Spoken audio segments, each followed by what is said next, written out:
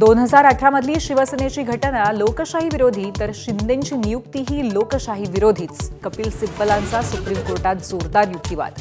निवडणूक आयोगानं अधिकार क्षेत्राचा गैरवापर केल्याचा आरोप.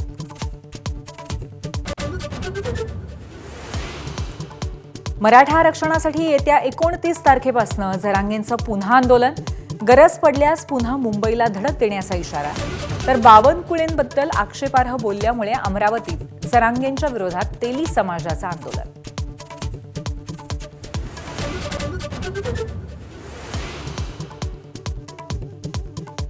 पंधरा ऑगस्टला रायगडमध्ये आपणच करणार ध्वजारोहण. शिवसेनेच्या भरत गोगावलेंचा विश्वास. आज संध्याकाळपर्यंत रायगडच्या पालकमंत्रीपदाची घोषणा होणार असल्याचा दावा.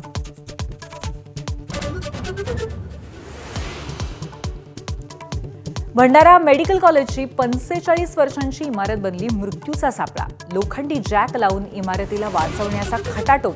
शेकडो रुग्णांच्या जीवाला धोका.